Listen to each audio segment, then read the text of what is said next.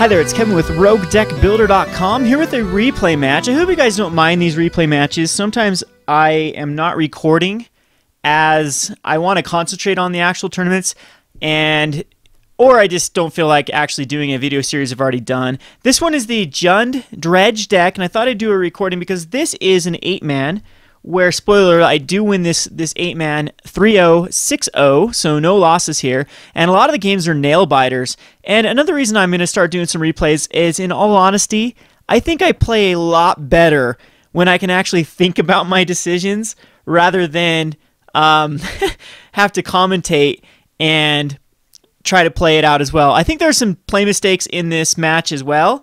I can't remember, but there's one that I was like, ah, man, because it was a misclick. And that happens a lot on MTGO as well. I don't know, it seems that I'm a lot more concentrated on paper Magic than I am on MTGO. As you can look at your opponent's face, you can look at it's easier just to, for me at least, to not be so click happy, I guess, on MTGO, on paper Magic rather than MTGO. I am a little bit impulsive. I think Day9 once talked about how Magic was kind of weird for him because as a StarCraft player going from StarCraft to Magic, where StarCraft you need to make hasty decisions. Same with Dota 2. So you need to be, if you make a decision, making a hasty decision is always better than not making a decision in both of those games. So even a wrong decision is sometimes better than a slow decision or not even making that decision as it's a fast-paced game. And sometimes when it translates over to MTGO, I'm still in that mentality. For me, it doesn't translate into paper Magic, though. Paper Magic, I'm a lot more focused. I play a lot slower. Again, I can look at my opponent's body language and try to get some tells that way. And I think I'm just a much better paper player than I am on MTGO, and I have had a lot of complaints about how fast I play in MTGO, but again, I'm trying to commentate and keep things incredibly fast where I don't have to edit the videos a ton, as well as not bore you guys to death with long decision making. So that's a little bit of an explanation for my MTGO play. That being said, also, if you haven't ever commentated while playing a video, please don't judge. It's a lot different. It's a lot harder. Again, I'm one of those people that needs to be, I can't be talking while I'm actually thinking, and that does, hinder my gameplay quite a bit on MTGO. Anywho, with that being said, I guess that's why I'm going to start doing a few replays. Most of them will be live, so all the people that are big fans of live matches, I'm not going to release any less live. I'm just going to do some replays every now and again when I have a good video series. So, okay, I am on the draw here. Let's see here. Yeah, it's on the draw. This is round number 1 against, I believe this is RG Monsters. I can't remember, but anyway, stop this right here. This is an extremely good hand. This is exactly what you want to see. The only thing that can make this hand better is maybe instead of this Overgrown Tomb, well, instead of the Stomping Grounds, have a Lotlet Troll. And this would be the nuts, because then what you want to find with Satyr Wayfinder is a land and 3 creatures, and then 3 creatures go to the bin, and then you can cast a turn 2 Nemesis or turn 3 Nemesis Immortals. So let's see what happens here. We see a Temple of Deceit. And okay, it's not monsters. This is, I think it was Esper Control. So anyway, I did scry, I don't know what I scried there.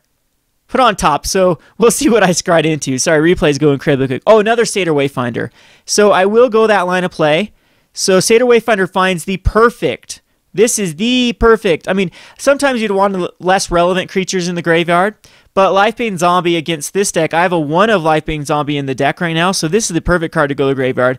Goreclan Rampager's okay because we have one already in the graveyard. And against this matchup, I'm not the biggest fan of Goreclan Rampagers, but Lotlet Troll is definitely something I would like to see in my hand, but unfortunately it does go to the graveyard. But, I mean, that's perfect. We get 3 graveyard count. We get a turn 2 Nemesis Immortals, which I believe I will put out. I can't remember if I want to play around something here because he shocked himself, so I've got to think like a dissolve. So I do think I just go to Satyr Wayfinder and see if he wants to dissolve it. And this wastes his turn, and we do find another land and get another creature in our graveyard. So that shock was for nothing. And that was just the biggest tell in the entire world that he has to dissolve. So he decides to go for Jace Architect of Thought, which is a little bit unfortunate because I can't actually Blood Rush and still kill. I could Blood Rush, hit him, and Flesh Blood, but that is using a ton of creatures to get that job done. And here I was thinking about, all right, 1, 2, 3, I could bestow the Night Howler, and you know what, I can't remember what I end up doing here. Yeah, I do end up bestowing the Night Howler on the Satyr Wayfinder and getting him down to a 1. Again, Goreclan Rampager would have done 4 damage as well, as it would have negated 1, the initial toughness. So I wanted to keep the Goreclan back. And Night Howler is extremely powerful in this matchup, as if this gets Detention Sphere, if this gets Supreme Verdict, I'm left with a creature that usually can attack. But this turn, I decided to attack in. Here, I draw another land. I'm getting a bit land flooded in this matchup. And he's going to go ahead and Hero's Downfall. And that way, what do I do in response? So, I Goreclan Rampager the other one. That's what I do, because I want to kill that Jace. I don't want him to have any card advantage off of Jace. And even though he did get card advantage by getting that Goreclan in the bin, but we still have a Satyr Wayfinder and a Night Howler, and he's Supreme Verdicts. That's okay. Again, the another Goreclan Rampager is great because we have lethal. If he taps out, this is another great thing about this deck, is it doesn't look, a lot of the opponents don't know what you're doing, and if they tap out, if he taps out here on this next turn for an Elspeth, I pretty much kill him. Well, I can kill Elspeth, at least with the Goreclan Rampager, and then a lot of times blood, though. Let's see, I have 1, 2, 3, 4, 5, 6, 7. Yeah, so it's actually would be a free monstrosity to put it up to 10, and then the Goreclan Rampager would be able to. Yeah, we'd still be able to. Okay, I'm still missing a source. I think that's the problem. I don't think I could have red. Yeah, the double red, and I need quad green to do that on this turn to be able to monstrosity the Nemesis Immortals. And I guess I could do it at the end of his turn. I can't remember what I ended up doing here, but that would have been the right play. Is just, yeah, I do monstrosity here. This is going to force him to deal with it or take a ton of damage. And again, I'm not going to go for any sort of kill because I'm pretty sure this is going to die. I could have gone for a kill there, but I go for the kill now. I mean, he was waiting for me to do something, and I believe he does have an answer for this.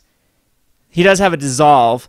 So I could have gone a Goreclan Rampager to do an extra 4 damage, but that probably wouldn't have mattered against this match. So Detention Sphere on the Nemesis Immortals is a bit of an issue, but now it's 3 to 3 cards, but 2 of them are lands in my graveyard. But if I get like a card like Jared, then I'm pretty good to go, as Jared can keep coming back for 2 lands. But it's another Flesh Blood, so I'll just cast the Goreclan Rampager.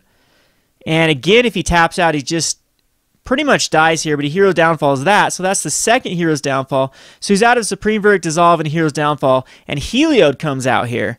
So now I am free to cast this Lotla Troll, and again, I don't know why I shocked myself, because I was seeing if I had enough mana. Oh, right here. We'll pause it right here. Right here I shocked myself because I thought I had the kill, because I thought Nemesis Immortals was in my graveyard. Then I could have Flesh Blood Nemesis Immortals onto Lotla Troll, and then blooded for 7. And then I looked at my graveyard, and all I had is a Goreclan Rampager, and that was just 6. And I didn't want to be tapped out with Lotla Troll not being able to regenerate and have him on 6. But he has another Detention Sphere, so he's drawing pretty hot here.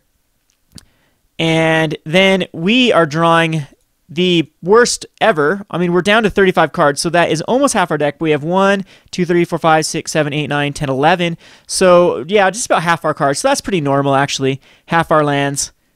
But that puts us above. Now I'm getting a little bit sick of drawing these lands. So the Heliod token comes out. It's looking pretty bad for us. But, I mean, all I really have to draw into is a Night Howler. And then if he doesn't have a response, I mean, anything really, I can Flesh Blood. Yeah, Night Howler here. And then I can just Blood here. And I could have Flesh Blood, but I didn't want to get like completely blown out by a Syncopate. So we do draw the Night Howler and then Blood. And that's exactly what this deck does. It can come back out of nowhere. I mean, he had to have a Dissolve there or another Hero's Downfall or something else. But I'm pretty sure in his hands like a bunch of Last Breaths or Supreme Verdicts. And he can't do that as an instant speed, of course. So then we're going to go on to the next match. So let's stop watching this and go ahead and start this one. And another amazing hand, because versus Control, I bring in the Domries. Domries are 2 of in my sideboard. I don't have any main board anymore. And then we got the Grizzly Salvage, which replaces itself, which is awesome and fills up our graveyard. And then we have the Lotla Troll, which is amazing in this matchup because it can regenerate, so it's something that will have to be desphered or Last Breath, but Last Breath also can't hit it. So I will go ahead and, again, on the draw, which, you know, beating Esper on the drawable time is pretty good because we're strong on the play, but Esper a lot of times can be just that turn ahead of us means that Supreme Verdict a lot of times is a bigger board wipe or we can't react to it. Grizzly Salvager finds 2 cards that can go in the graveyard and a land. I can't remember what I choose here. I do choose a Night Howler because we have plenty of lands. That's right. So we get some lands out of the way. And again, here I do have to worry no, I don't have to worry about a dissolve, and now I've got the mana to regenerate him. So I will bait out a D-Sphere here. No, okay, that's better. Yeah, that was a way better play. We'll hold back up. It is Domri, and then he's got to answer Domri with like a Hero's Downfall or a D-Sphere on his turn. So the Domri finds a Deathrite Shaman, which is very good in this matchup. And now he will D-Sphere the Domri. And now I've got a free lot Latrell that I can will not get Detention Sphered, which again is very powerful in this matchup. I decided to put a Night Howler back on top of my library because Night Howler with lot Latrell is very, very good. And now I've got the regen mana up, plus I can, you know, start ditching these creatures if I want to. So anyhow, we'll draw the Night Howler, and I'll attack in. And I do decide to put a Nemesis Immortals because this guy doesn't have haste. And I do have the Flesh Blood, so maybe this isn't the greatest idea to do because this late game could be just like a blowout with an Nemesis Immortals and a Flesh Blood. But I decided to put some pressure on him. You know, give an actual decent clock with the 3/2, and he dissolves a Deathrite Shaman. I'm definitely cool with that. As Deathrite Shaman can be 2 damage per turn through all the instances he casts, but usually I don't really care that much. So here, though, I bestow and dissolve, put a Deathrite Shaman into the graveyard. So I'm going to try to attempt to bestow a Night Howler onto a lot Latrell, and it gets Hero's Downfall, but I can just regenerate, which he decides the Hero's Downfall is worth it for him to save some life, and now this allows him to Supreme Verdict if he has it on his turn. So I'm not against that play right there, just trying to waste a Hero's Downfall essentially to save him 6 life. So now he will Hero's Downfall, but I have a Night Howler up. And here again, I'll just bestow a Night Howler on a Night Howler. And attack in, and he's down to a 9. And we get the Nemesis Immortals. And maybe that, again, was a hasty play because now he can Supreme Verdict. No, he's got her Supreme Verdict, and I've got the Night Howler. So I'm thinking all is well. He's got 1 mana open. So I'm going to bestow again on a Night Howler, but I believe he's got the Dark Betrayal. No, he does not have the Dark Betrayal. That's a different game that I'm thinking of. So that was enough to do it. You know, forcing him to Supreme Verdict on Night Howler. You get to see how incredibly good the Night Howler is in this deck. As, you know, that was 12 damage right there. 1, 2, 3, 4, 5, 6. Yeah, 6. And then if you're playing against another creature-based deck, Night Howler actually reads your opponent's graveyard as well. This card is underrated. Pick these cards up. They are so good. I absolutely love Night Howler. Even in like just a black deck, there's a block deck now that's just a mono black heroic deck that has Night Howlers and Agent of Fates, and it's a devotion based deck, and it can do some crazy things, especially with like the new devotion card that draws a card per black you have and you lose a life per black. That fills back up your hand. You have like Night Howlers, Agent of the Fates, the new 3/3 bestow guy, Herald of Torment, I believe is what it's called. And then, of course, you have Grey Merchant of Asphodels. You have access to the Aberrant Overlord as well. And that can get you back in the game. And not a bad deck. I don't know if it will be able to beat the Monsters deck, but if anything can beat the Monsters deck in block, it's definitely looking like it's going to be the mono black. You have so much access to a lot of control as well, but Agent of the Fates is really powerful in the deck as it can take out big Plucranoses and Stormbreath Dragons and whatnot. As the deck doesn't run a lot of early threats, it runs a lot of later threats with Sylvan Keratin. Anyway, I think I'm going to do it on a separate video for the next matchup. So this was match number 1 in the 8-man tournament. This has been Kevin with Roguedeckbuilder.com. Thanks for watching.